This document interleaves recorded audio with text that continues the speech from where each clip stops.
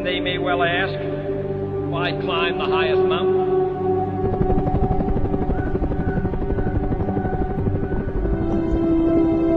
The very word secrecy is repugnant in a free and open society. And we are, as a people, inherently and historically opposed to secret societies, to secret oaths, and to secret proceedings. We decided long ago that the dangers of excessive and unwarranted concealment of pertinent facts far outweighed the dangers which are cited to justify it. And no official of my administration, whether his rank is high or low, civilian or military, should interpret my words here tonight as an excuse to censor the news, to stifle dissent, to cover up our mistakes, or to withhold from the press and the public the facts they deserve to know. For we are opposed around the world by a monolithic and ruthless conspiracy that relies primarily on covert means for expanding its sphere of influence, on infiltration instead of invasion, on subversion instead of elections, on intimidation instead of free choice. It is a system which has conscripted vast human and material resources into the building of a tightly knit, highly efficient machine that combines military, diplomatic, intelligence, economic, scientific, and political operations. Its preparations are concealed, not published. Its mistakes are buried, not headlined. Its dissenters are silenced, not praised. No expenditure is questioned, no rumor is printed, no secret is revealed.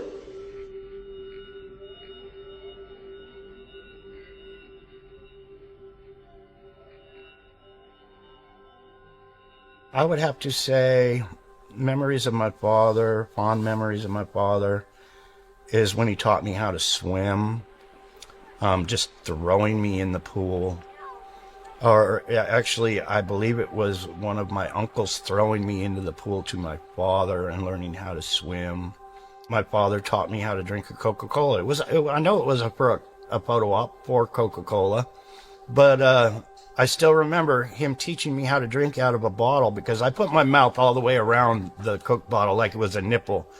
And he was like, no, you put your lips on the edge of it. And he taught me how to drink a Coke. And, I was probably 2.5, maybe almost 3 at that time. But, it's him teaching me little things like that. I still remember, still have good memories about that. My name is John Fitzgerald Kennedy, Jr. My father was the President of the United States of America. My father was assassinated for the whole world to see.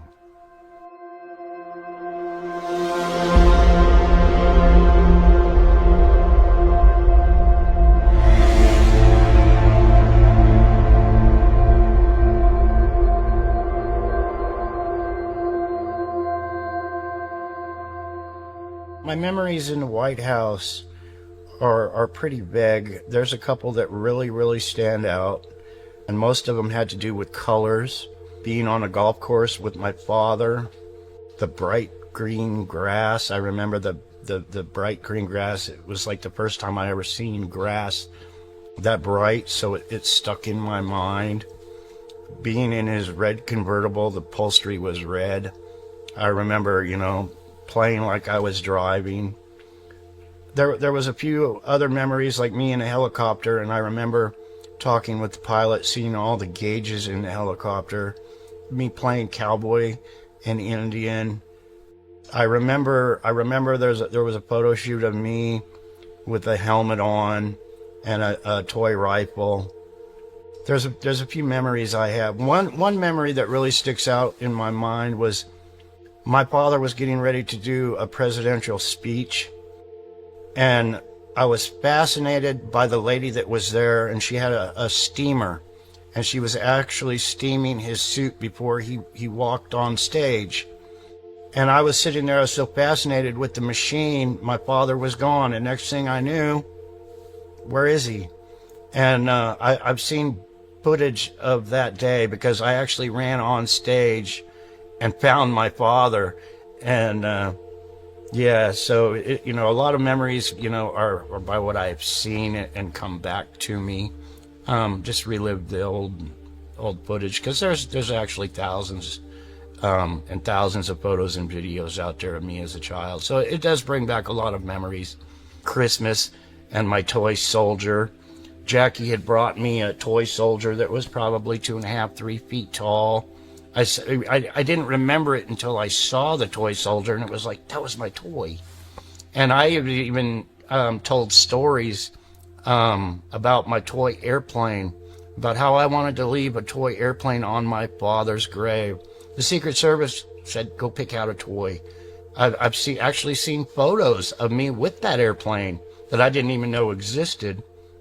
But when I got to the grave, the Secret Service took my airplane away from me, gave me a PT-109 boat, because it's a big photo op. They like to plan things that go on. And they're like, you're not going to leave your father your plane. They threw it on the ground. I never saw my toy plane again after that. But they gave me a little toy boat to put on there for their photo op. A lot of memories like that I have.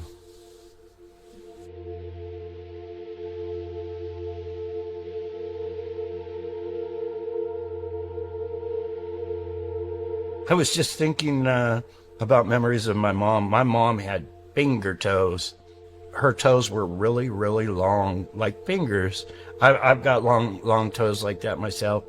One thing I used to do that I still remember, especially when I see photos of it, me grabbing a hold of my mother's pearls and pulling on them.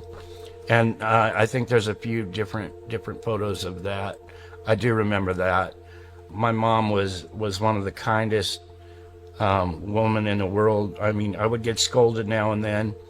She always loved to have her coffee, because it was all photo shoots in the White House. It was always people coming in and doing photos. So she would set up the coffee table with all the important coffee table books on it. And being the little kid I was, I would always mess them up. I would always be sliding them off the coffee table, knocking them on the ground, and I'd get scolded. No, you got to leave those there. They're in perfect place. Things like that. My mom really was a sweetheart, though. I don't know if they really knew what they were going to get into when they stepped into the White House. And, well, I know they don't. But my father gave it his all, and it ended up costing him his family for trying to fix this country. The path we have chosen for the present is full of hazards, as all paths are.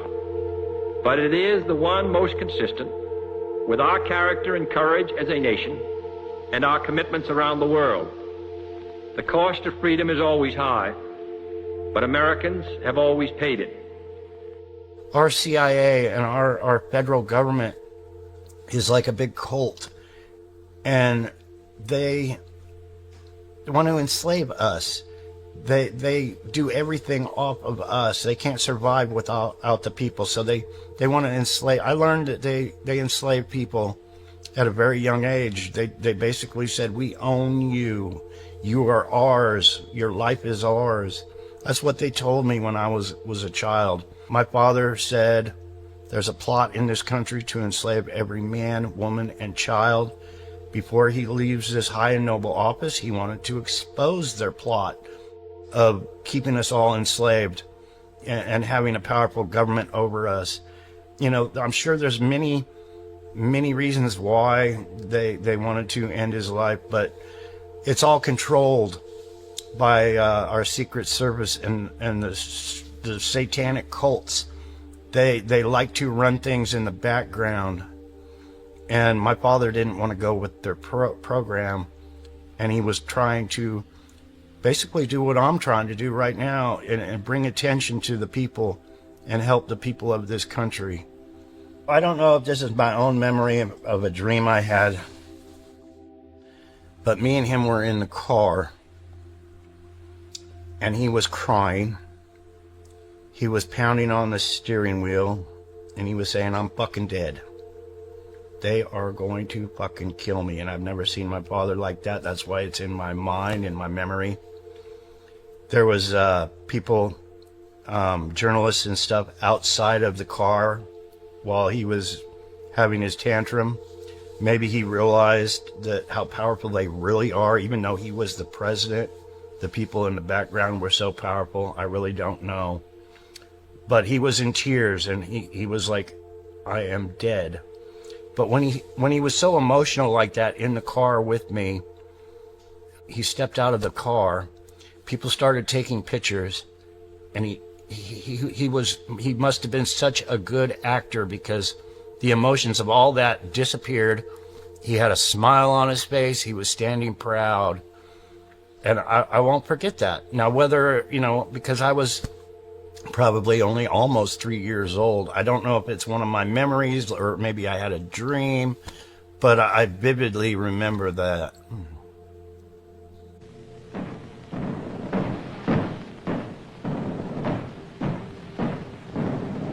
The nation, the world, mourns John Fitzgerald Kennedy. The funeral cortege moves from the White House to the Capitol, seat of the Congress of the United States.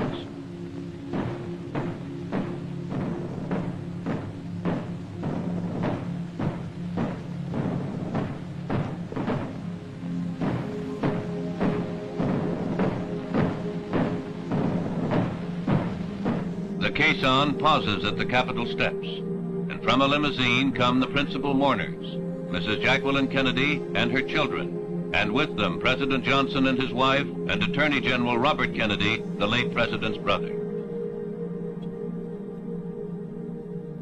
I learned about death that day. I wasn't around, but I was told by Secret Service. I had to ask them, what is death? What is dead? I didn't, at that young age, I did not understand what death was. And they basically said, your father is not coming home. He's not coming back. I still really didn't get it at that age. I just kind of, okay, so daddy's not coming home. And then that was the same day they had me practicing the salute for hours in my bedroom. That same time they had me go pick out my toy plane to leave on my father's grave. That was all the same day. It was all staged for the photo op. I actually practiced that with, they were teaching me how to salute, and they said, when it's time for you to salute, we will nudge you in the back. That was all about, and then they tried to make me forget about my father after that. When my mother was with Aristotle Onassis, they had me calling him dad, him father. I actually spent a lot of time on Aristotle Onassis's yacht, and I had my own little cabin, and my father's book was on my little bookshelf. Those cabins are really small on those yachts and very hot, no air, and it was actually by the boiler room or the engine room. So, I mean, it was really hot and humid, especially in Greece. It got really humid. But it was like I kept a blank mind to the fact that, hey, that my father's on that book, and he's not coming back. It was almost like they tried to make me forget that my father was the president of the United States. Maybe it was for my own safety. I really don't know.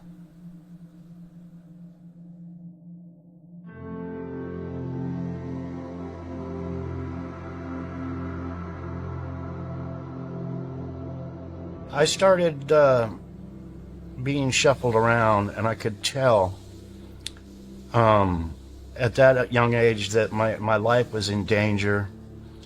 I stayed at many different homes for a few days over and over and over again. I would go to a new house, they would check it out. I do remember me and my mother checking into a new home, and they were worried about my safety, so they actually put a bookcase in the room in case there was a drive-by shooting, that the bullets wouldn't go through into my room and hit me. I mean, they spent a lot of time. Even on the yacht, Aristotle Onassis's yacht, I was not allowed to come stick my head up above. At this time, though, they were working on the switch from me to John Jr., George Onassis, the man that stole my identity. So they had me growing my hair long to cover my ears. They had him growing his hair long Ears are like a fingerprint. They won't change. And he had totally different ears. So our Secret Service wanted to make sure that they hid that fact from the public when he came back out. So there was a few years, none of us, not him or me, were in the public eye. Yeah, I mean, it took him a few years after they had totally made me disappear that he came out into the public and started showing off his ears. But nobody I mean, I shouldn't say nobody, because a lot of people realized that little kid that was in the White House is not that man. A lot of people put that together and they wondered, but some people were afraid to say anything, and some people just didn't pay attention. But that's how they plan things and work.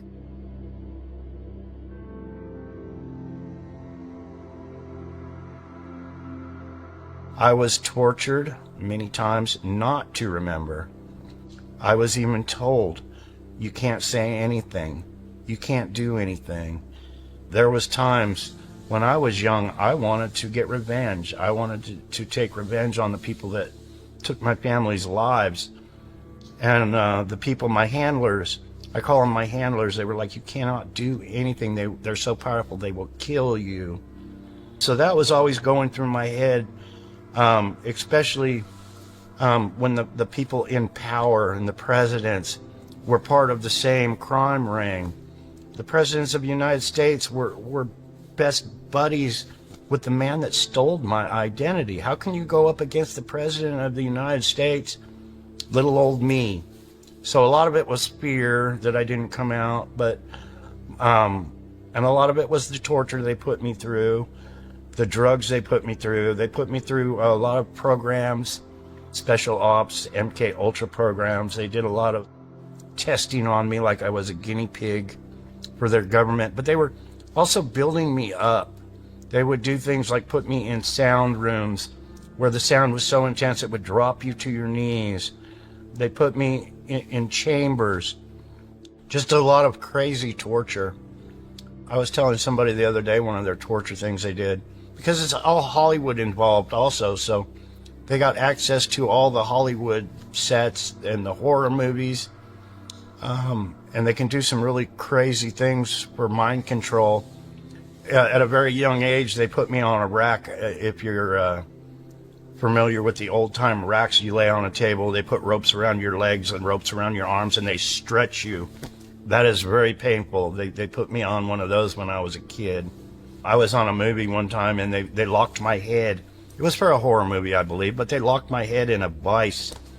And then the man came up and had a drill with a drill bit and kept sticking it right up to my eye like he was going to take my life. And I could not move my head.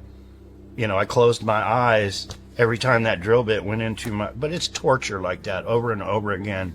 I remember them saying, how do you make someone forget? And the reply was to that person, torture. Just keep torturing them over and over. They won't want to remember. And that's what they did to me. I still, in my mind, knew who I was. I was John Kennedy, but I didn't want to remember. That it was so painful to remember the tragedy of my mother lying in a puddle of blood after being shot, and my sister lying up against the backboard of a baseball diamond and being told I had to stab my sister with a broken golf club. Emotional torture. I mean, that was my loved ones. That was my family members. You know, the things they do. The government agents telling me I had to sign a confession that I killed my own mother. People shouldn't have to go through what I had to do under the control of our very own government and agents so they could make their money and be wealthy and have the power to keep doing it to others.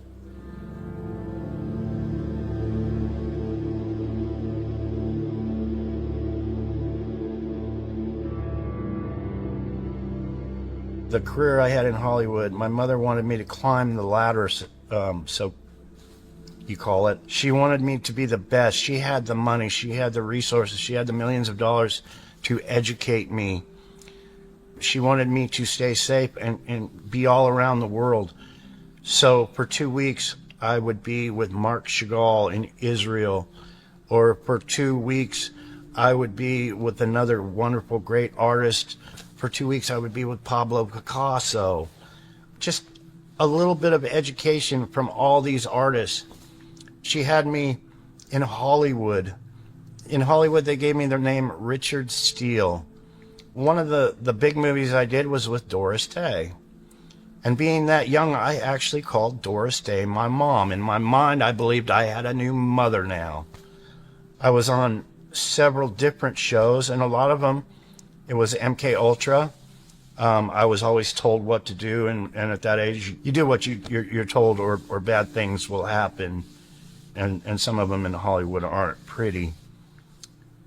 But I was on a lot of different shows, and some of the humiliation that they did to me in Hollywood. One thing, they put something in my mouth that made me look like I had a mental illness, let's just say, some of the times. One of the other things that they did, and the cabal do these kind of things, like see how powerful we are. So one of the things they did, my father, John Kennedy, is on a 50-cent half dollar. So one thing that they did, and I seen a picture not too long ago, they put that 50-cent half dollar on my head for a photo shoot. Like, see the control we can do. We can get the little kid, John Kennedy, and put his father's coin on his head. That, you know, I see things like that. I see new things all the time. But that was really emotional, because it's like they were making fun of me. Really emotional.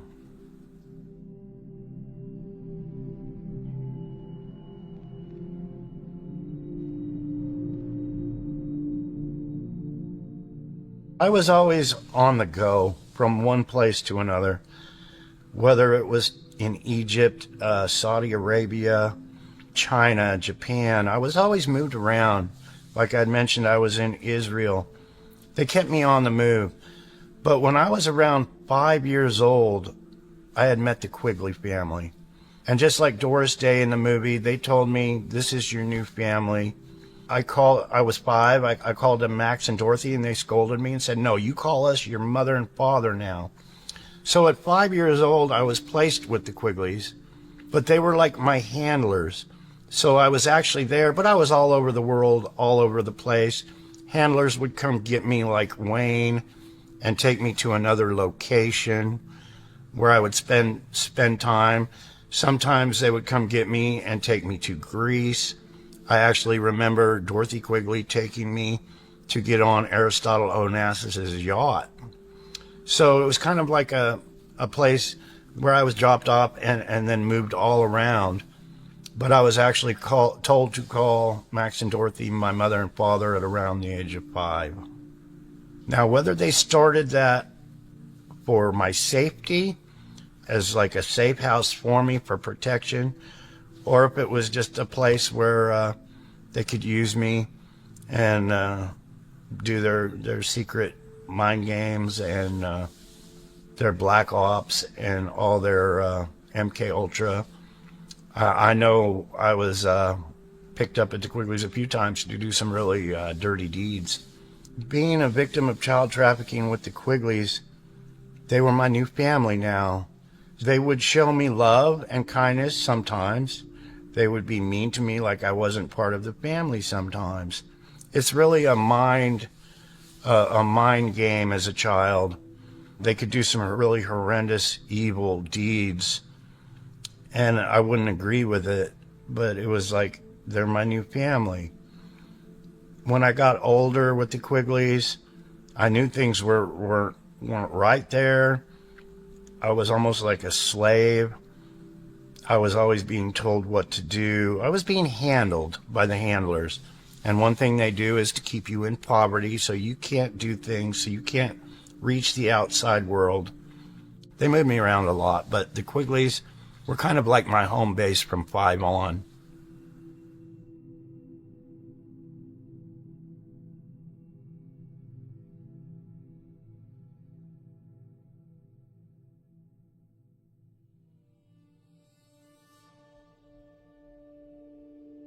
The switch was made, like I said, probably around 10 years old. It was right in there. There's very few pictures of me and him together. There's a couple, though. And I would have to say it was from 10 to 12. They put us together even in school to get people used to me and him together. And then I disappeared with the Quigley family, and he became the new John Kennedy Jr. I mean, it was total pre-planned of what they did. They're the best at what they do, and crime is one of the things they do. So when it comes to identity theft and switching people out, they know what they're doing. They plan it ahead. So the plans were probably planning on switching us out.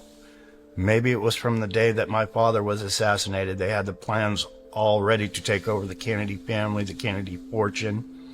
I believe my mom was set up to go out with Aristotle Onassis. Maybe they had it in plans to steal his billions before all that. It was all planned. And you can see from going back to pictures how they had me growing my hair long for a few years. From the time I was 10 and being in school with George Onassis, John, the man that stole my identity, I really don't know what to call him, was about 10. But the time that really wrecked my life was in 1975. So there was a 5-year span there from when they took my mother's life and my sister's life. That 5-year span was really mentally hard on me. I thought I had lost all my loved ones, the torture.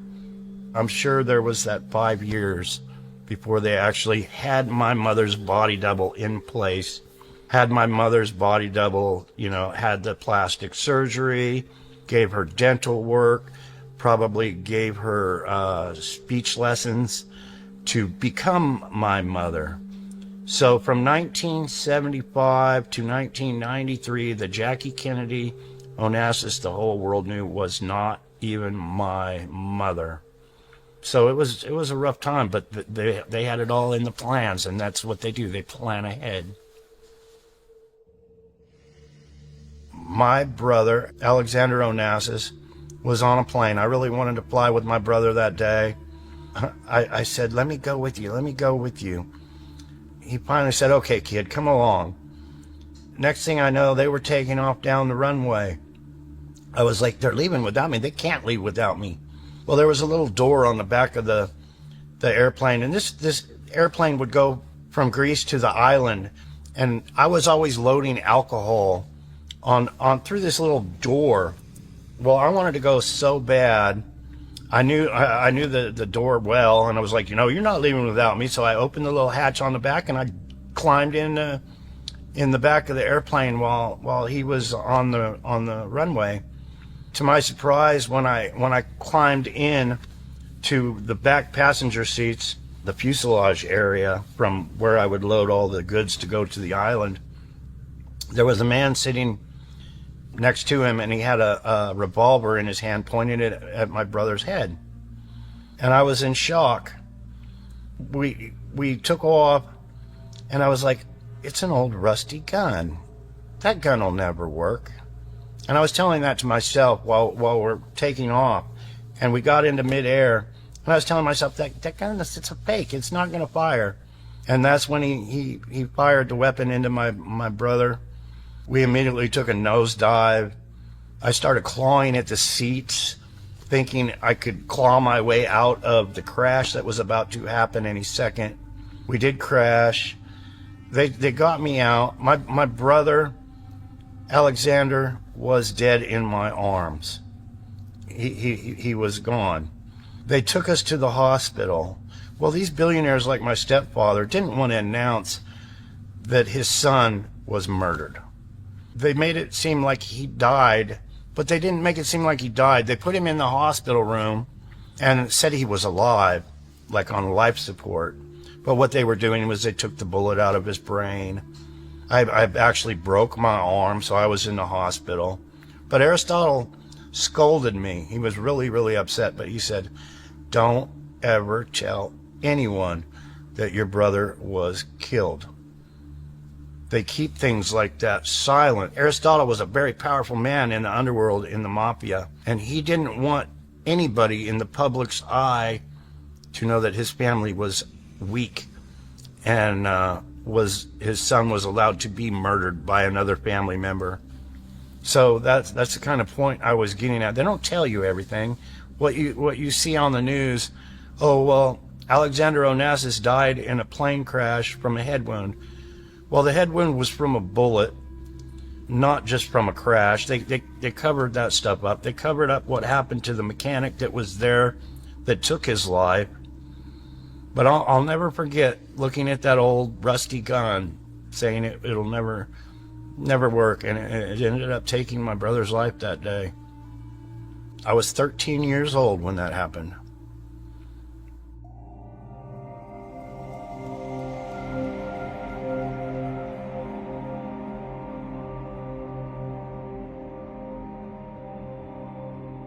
The day my mother was killed was very, very emotional with me. There was a young girl there that I remember.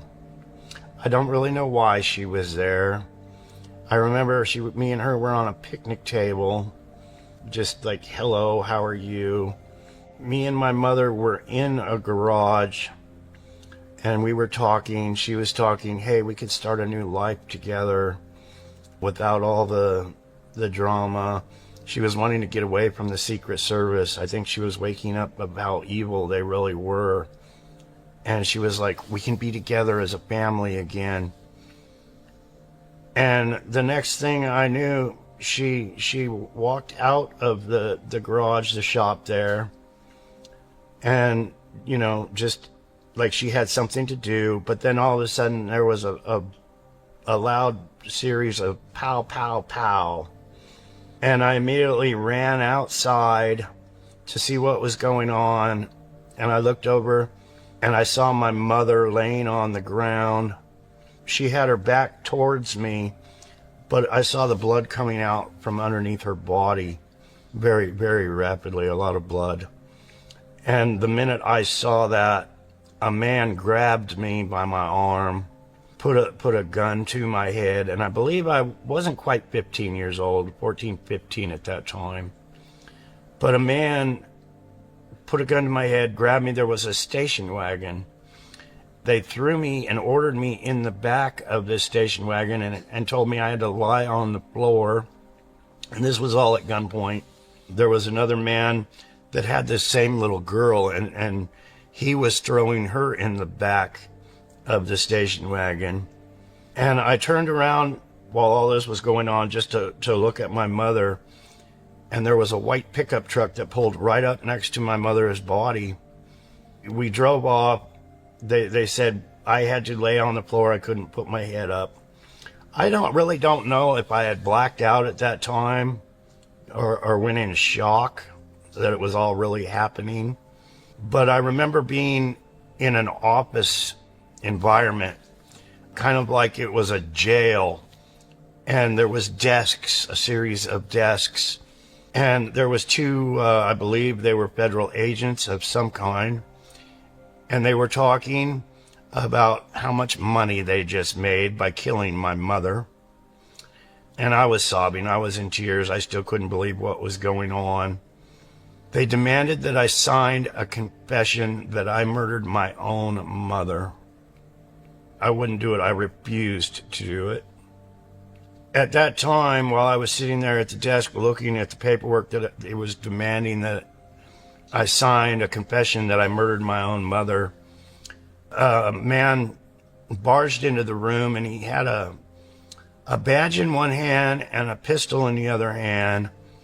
And he said, I'm taking this kid out of here. It all happened so fast, but I was drugged by this man. He took me and put me in a car.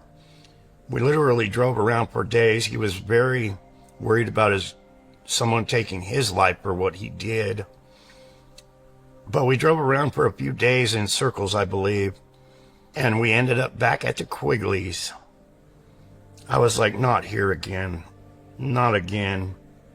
I got out of his car, and I was so emotionally messed up. What I did was, there was a horse corral, And I actually was in tears and emotionally a wreck. I put my head in the dirt. I started covering my head with dirt while I was in the horse corral, and I just wanted revenge. There were so many emotions. And the man said, "There's nothing you can do about it. There's nothing you can do about it." So, yeah, things weren't going well at that time. And I was back at the Quigleys again. It was really hard for me because I wanted to take people's lives for what they had done. And I couldn't do anything. I was too young. They told me I was too young. I didn't think I was too young, but just so much pain and misery on that, with what happened there. And with what happened with my sister Caroline, they love to confuse you. They're MK Ultra and wanting you to believe things that aren't true and things that are true. You gotta, like I said, they're the best at what they do, and deception is one of the good things. I mean, it's not good at all, but they're the best at deceiving people. I was at a house back east. I don't remember if we were playing Monopoly. There was a few kids there. We were playing Monopoly or something. And this older man, he was bald. He had a bald spot. He was very pissed off. He ordered the kids to come with him. He was some kind of government official of some kind. But there were some golf clubs in the corner. And this older man, government agent, grabbed a golf club. And he was like, "Come on, kids." But he ordered me to stay there. He's like, "No, you can't come." I heard that so many times in my life. But him and the other kids left. I'm thinking there was 3 or 4 other kids there at that time. But they all left with this older man that had a golf club. So I was sitting in front of this Monopoly board, I believe, all by myself. Somebody showed up and said, "Come on, let's go." I was always told what to do. I always did what I was told. Not always, but when somebody says, "Let's go," I was there. We got in a pickup truck. My mother was in the middle. There was the guy driving, I believe it was a white, probably Chevy pickup. There was a guy driving, my mother, and then me. We pulled up, and the man told me, "Now take this golf club, and I want you to go stab your dead sister. She's laying right over there." And he told me, "If you don't go do that, I'm going to kill your mom." That's what he told me. I was crying. I was shaking. I was an emotional wreck.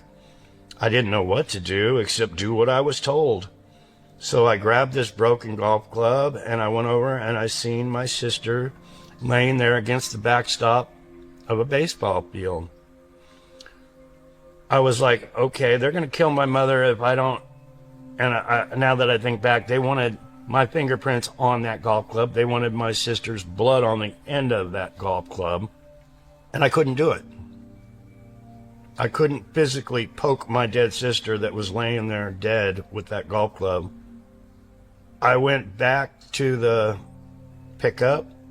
I got in the passenger side. I think I threw the golf club, but I reached over my mother and I clawed the man behind the steering wheel's face with my fingernails. I went berserk. I tried killing him. You know, I was just a young kid at that time, but I wanted him dead for what he was trying to have me do. He calmed me down. He got on the radio. I remember him talking to other agents on his radio. What he was telling them, I really don't know. It's almost like I went into shock that day. Just the fact of what was going on was really confusing for me. Him wanting me to go stab my dead sister. I couldn't figure it all out. All I know is my sister was now dead and my mother was there and her life was being threatened. Our Secret Service does that a lot because we were also on a plane one day. This was right after that incident. My mother was on the plane and there was a man abusing her. That man told me I had to go out and meet my new sister. I was like, I don't have a new sister. My sister's dead. I believe they had raped my mother that day on that plane so I would do what they told me to do. I got off the airplane. They had me handed me a puppy dog to take with me, but I got off the airplane, and I'm looking around, and this girl comes up to me and says, "Hi, I'm your new sister." I immediately said, "Hell no." I didn't go with the program. There was a police officer, and he's been in many photos with Denzel Washington and others. He was definitely a Secret Service agent in a New York policeman, I believe it was a New York policeman uniform. But he came to me and he said, "I can help you." I said, "Well, I need some help. If you can help me." I remember him saying, "I knew your father. I'll help you." I said, "Look, my mom was just raped. My sister, they said, was murdered. I was telling this cop everything that had just happened in the last few days of what they were doing." The pilot at that time was standing on the side next to the policeman, and the policeman looked at him and said, "The kid's not going to go with our program." Well, they grabbed me up, took me back on the plane, and the man that I believe had just raped my mother literally started kicking me, hitting me. I was on the ground, and he kept kicking me, and I believe I just became unconscious. So the whole thing of their cover-ups and not going with the program was extremely emotional, and just remembering it is extremely emotional to this day. But the story needs to be told on what they do and how they do it, the strong-arm tactics that they use. I'm trying to expose what really happened to them, and they need justice. They really do. It's really sad at what these people will do at the top and how they cover things up, how they take lives, and it's all over power and money. Yeah, the cover-ups are huge of what people believe and what they think. I'm trying to expose the truth and expose the lies that people have been believing that are being told by these people in power, the billionaires. We had just filed a lawsuit here in Arizona for justice for my mom so we can get it public. I really don't know how that's gonna turn out. We just sent it in the mail. Hopefully it'll help in our cause to wake up people and help get the justice for the murder of my family.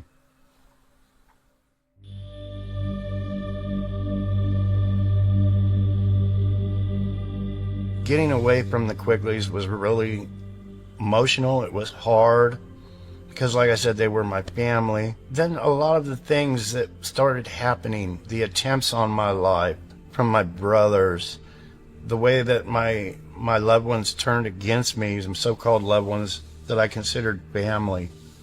A lot of it was the attempts on my life, the things that were happening where I knew, well, these attempts on my life are coming from the Quigley family.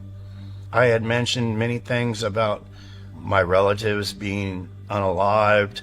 There was many times people would come over, young girls and things, and say, "Can you help me, please? I got myself involved," and they wouldn't speak because they were afraid to tell me. But it was basically the devil worship, the cult, the secret society of the underworld. It woke me up, but it took me a lot of... God was with me because there was so many attempts on my life with the Quigleys. Going with my brother to an airport, standing in front of a dumpster while a little 15-year-old kid had a weapon pointed at my head, and my very own brother saying, "Pull the trigger or take his life." From being poisoned, being sick, being in the hospital, and I was deathly ill from poison more than once. It was just all adding up. Even my cousins that I didn't even know my cousins existed, trying to take my life. And one cousin telling me, "Yeah, my father wants to kill you. He's planning to kill you. I just thought you should know." There was a lot of attempts on my life from my own so-called family. and why that was all being done. I got a big mouth. I don't mind trying to help and get the truth out for these people that have been victims, and they knew it all the way from going to our FBI. They did child trafficking and switching, and I'd go to the FBI with no results, none. I went several occasions and said, you know, there's child trafficking going on, there's murders going on, this person's missing, and it was all covered up because it's all the same crime ring, and I'm just trying to expose that crime ring. In organized crime, when one family would have a child and then that child was trafficked to another family, I was basically told to explain that it was for the safety of that child, so nobody knew actually within the crime families, because the crime families are brutal, evil. They're always wanting more. They're always trying to go to the top. They're always trying to unalive someone at the top to gain their power, their resources. Ted Gunderson, wonderful man, tried to do the same thing I'm trying to do. Tried to do the same thing my father tried to do. But Ted Gunderson was an FBI agent at the top, and he was exposing what they really do, the child trafficking, the facts about my father's execution by these people. He ended up passing away before his story got really big, but they suppressed his story also. I mean, this was a top man in the FBI saying child trafficking is huge. All these children go missing because of this evil cult and what they do. And he was basically saying the FBI, the CIA, and our Secret Service is in on it all. So I hope we can share and get some results from what these men probably died, like my father, trying to help this country and help the problems of this country, because they don't want no one to know what's really going on. They don't. Today we are committed to a worldwide struggle to promote and protect the rights of all who wish to be free. In short, every American ought to have the right to be treated as he would wish to be treated, as one would wish his children to be treated. I was always deceived by the handlers. They always made me look forward to the future. They would do things like say, this ranch is yours. You know, and I mean a nice cattle ranch. They would take me to a cattle ranch, beautiful place, but they would say, this place is going to be yours someday. You just hold on. But it's all deception. They would say, by the time you turn 40, you know, all that money that's in safekeeping for you will be given to you. Just wait. And then when you turn 40, you're like, okay, now I'm a lot older. And they'll say, well, patience is a virtue. Things aren't going as fast as they're planned. Now it's probably going to be when you're, 50. But it's a lot of deception, and it goes right with the Q plan of just sit back and wait. I've sat back and waited my whole lifetime. I'm 64 years old now, and I waited too long to get anything done. I don't have much more time to wait to get the truth out, but that's the plan. We only live so long, and if these hidden societies that go on, that have their message in stone, time is on their side. So it's all a big stall, and they keep getting away with their evil deeds. They're stealing of all the funds and harming people. The longer that goes on, the more they keep going. This must give you the greatest possible satisfaction, because never in history has so much depended upon one people. And I think never in history have one people been so willing to assume that responsibility. What you do here, what progress you make, what dedication you demonstrate, makes a significant difference. It was a real struggle when I first came out to try to share my story. I do believe it's been about 9 years now, and I was actually with a gal. She's passed away now, but Brenda. We were in my car. We were actually listening to an AC/DC song on the radio, and it was like I don't care. I got to get my story out, Brenda. You know, she was like my friend at the time, so I got it all off my chest of, hey, I'm John Kennedy. The world needs to know. I was in really, really bad health, a lot of pain. I didn't think, at the time, it was like, I thought my story would just blow up because I was contacting all the media. They're probably going to take my life before my story gets out too far. But I wanted it out because I basically made up my mind when I was ill. I figured my life didn't matter compared to the story. The story was bigger than my life itself. And I think that was, well, I'm guessing about 9 years now. It's still been a struggle. Every day doing videos, sharing, trying to get this story out because I'm little David and they're Goliath, and they run the country. They run our mainstream media. They run the internet. They run everything. I would get on to make a video on like Facebook, and I wouldn't have any viewers. Nobody was seeing them. Nobody was watching them. I even paid Facebook to advertise, and then come to find out they took my money, but they didn't advertise it to no one. I was just being totally hindered. One lady came to me, and her name was Jackie Goldman, and she said, "I'll help you write a book." And I was thrilled because the torture, it wouldn't allow me to put anything down that I could even read. For years, I mean, for 20 years, I wanted to share my story.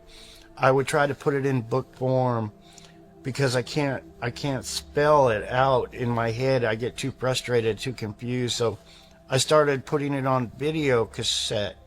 This was like 25, 30 years now. Then those videos, those voice recordings, I should say, disappeared. And then I was like, oh, they took them. They're going to kill me now. They know what I was doing. So I tried to get the story out for a very long time in my mind, mentally, and being prepared. But finally, this gal, Jackie, came to me and said, "I'll help you." And I was like, I was so thrilled just to be able to get it out. So we spent a few months video chatting. She looked at all my videos from Facebook, put the story together. She had questions, we would video chat. She got it in book form. So it's been out a little over a year. I wish it would, I pray that it would do a lot better, but it's like everything else, being hindered. If you put yourself in my position, I'm the son of a president. I'm trying to say, this is the problems we have, and it's not going as fast as I expected.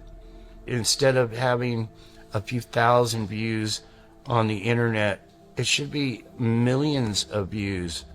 I am gaining a lot of followers. A lot of people have heard my story, believe my story. I have seen more love. I did not know there was so much love in this world because I had lived such a terrible life of tragedy and sadness.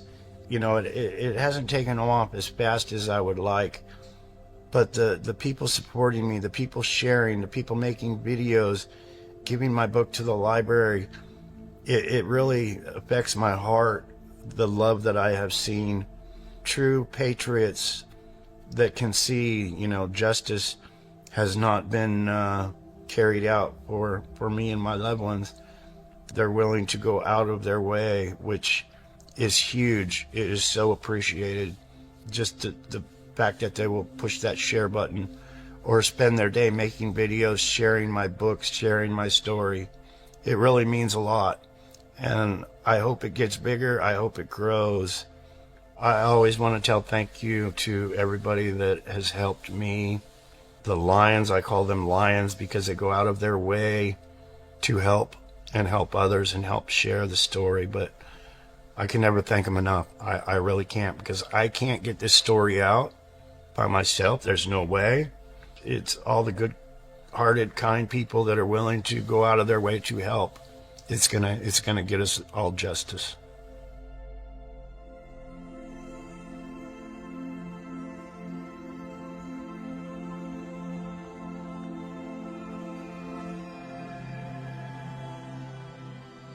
Jackie, that I was just talking about, Jackie Goldman, helped me write this. This is called Stolen Identity, Unveiling the Real John Kennedy Jr. by John Kennedy Jr. It's my hope, one of my visions, is to see everybody have access to what's in this book, what they actually did to the son of a president, what they are doing in power, because what's in this book doesn't go along what people have learned even in the schools in history.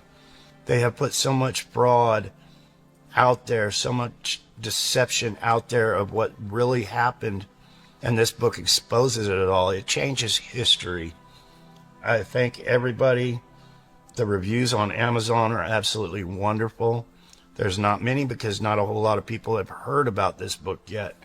So it would be awesome if we could get this out where people could read it and, use their own judgment. I am so very truthful on what's in this book.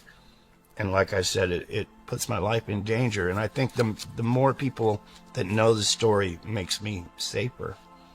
And this book right here, it just came out a month ago, The Historian's Tale, The Amazing Return of President Kennedy's Son. And this was written by Mary Maxwell, a wonderful lady with a heart of gold. This is actually on Lulu, but it just came out, and it's a good read. It is. Right now, my whole life revolves around trying to get my truth out. I do have things that I've never had my whole life. I met Robin, and my life has turned around. I have a nice truck and trailer and a motorbike. I don't have time to spend with those things, the material things like that. It's all about trying to get the truth out, doing videos, making stories, sharing, talking with people, trying to figure out what their next move will be. I have so many plans on trying to help make this world a better place. I just stay so busy. Sure, I need a break every now and again, just because it's really mentally exhausting sharing my story over and over and over again.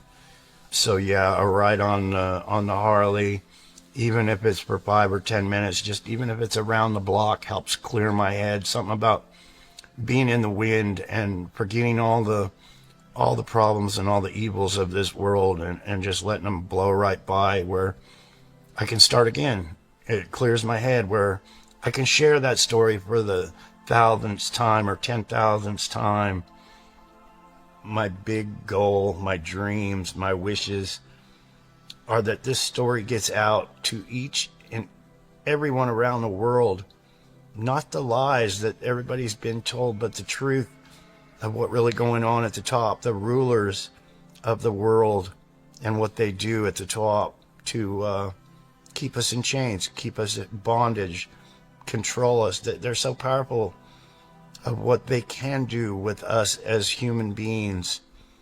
We all need to wake up to their game plan. I'm trying to expose their game plan. It means more than life to me to expose what they can do, what they are doing to us, more than life itself. And that's my dream, that's my wishes, that's in my prayers, that we expose the corruption, the evil.